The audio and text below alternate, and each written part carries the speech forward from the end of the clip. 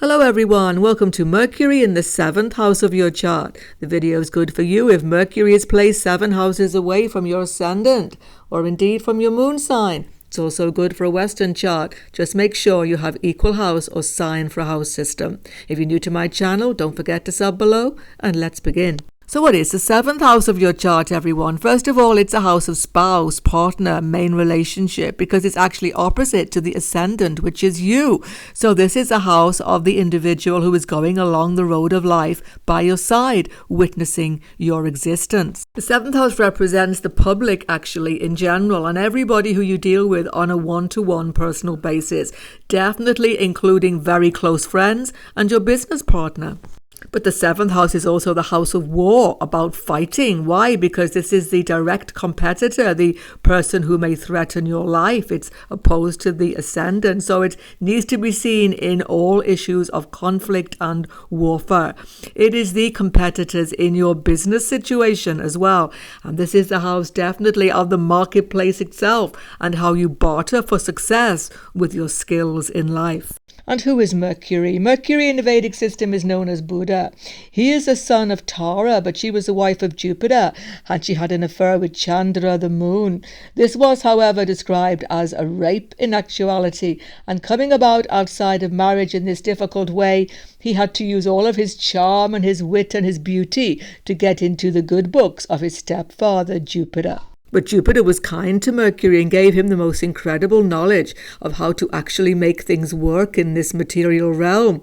Particularly, he gave him rulership over the earth element, including plants and nature. Mercury rules adaptability, travel, business, money dealings, the rational mind, intelligence, learning, dexterity, and memory itself. Mercury has supreme organization skills. He rules language and all communication, both written and spoken. He is a karaka for friends in our chart and also for the sister. How will Mercury be for you then in the 7th house of your chart? Well, first of all, just like in the 4th house, Mercury 7th is a Marikasthana, or a weak position. He can't truly be himself, but everything depends on the sign he is placed and the planets with him. Please check out Mercury Karmas, all signs. I will place that video below and at the end. If Mercury should be retrograde in your chart, he gets a certain strength from that. Check out the video placed below the description box about Mercury in retrogradation. But despite the weakness of the Marikasthana position, Mercury here is excellent for business. Why? Because this is a house, as I've just said, of the marketplace, and Mercury represents money and business itself. Your strong communication skills can make a living for you. This could be in teaching, lecturing, counseling, therapy, anything to do with public relations, whatever it is, even being an intermediary for people, mentor for people. Because Mercury makes you an excellent learner, you become an excellent teacher of skills, any sort of business skill or technical skill, computer skill, ICT, digital, or anything to do with how to do anything in the world, you can sell that skill and make a profit. And one of the reasons Mercury is in a Marikasthana or weak state here is because this is a house of commitment, serious commitment, which is marriage. It's a big social bond. It's a complete change in your status and your life itself. Mercury is adolescent. He doesn't really want to take on this huge commitment, actually. So if there is a weak sign placement and malefic aspect as well, it can be very difficult to make the actual commitment of marriage. You just go to and fro in your mind. If you really think about it, you're a little bit scared of what it will entail.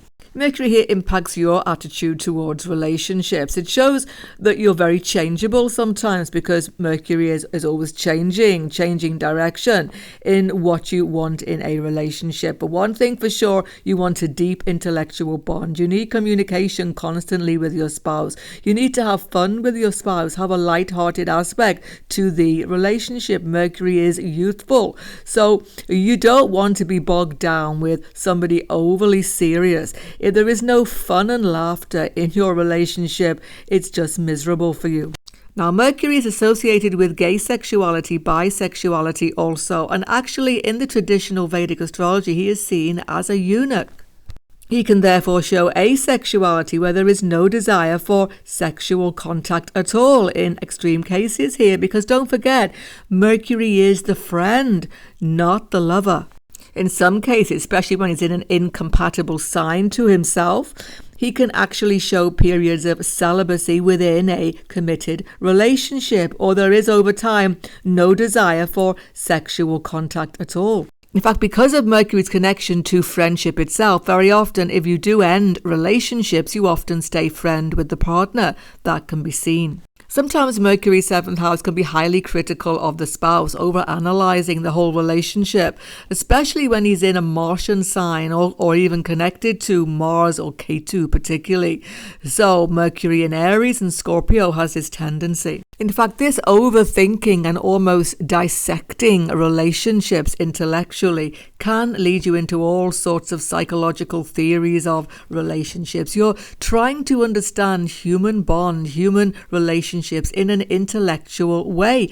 And this can be really dry and actually cut you off from your true connection to others. So be aware of that. Mercury represents travel. You can travel a lot with your spouse, a lot with your partner, or you can even meet a partner while you are traveling, and you can even get involved in long-distance relationship. Now, Mercury's 7th aspect shows Mercury's desire. It's on the 1st house. You desire to be known for your learning, known for your knowledge, makes you feel good. You can also be very young-looking indeed, because Mercury represents youth. 1st house represents brain, so Mercury aspecting this house can actually keep your brain healthy through life, through constant stimulation. You're always learning skills, even late into life. You're a big reader, a big accumulator of knowledge. When Mercury has malefic association, though, or is in a very difficult sign, there can be a certain nervousness to you, a certain instability to your whole personality, which can cause you some distress. It can also cause you health problems, particularly skin problems, because Mercury represents the skin. Now, although Mercury represents language skills, and sometimes you can even be multilingual by this position, you can also have communication or speech problems if there is affliction to Mercury, as it aspects the 1st house. Mercury, if afflicted, also can make you a big worrier because this is affecting your brain. You can have things going round and round in your brain. You can even have obsessive compulsive disorder and all of these types of problems. The main thing is that you need to have some form of relaxation with this Mercury, some time to stop that brain ticking over. Meditation would be excellent. On your screen right now, check out Mercury karmas in all signs. And if you're new to my channel, don't forget to sub below. Goodbye for now, and God bless everyone.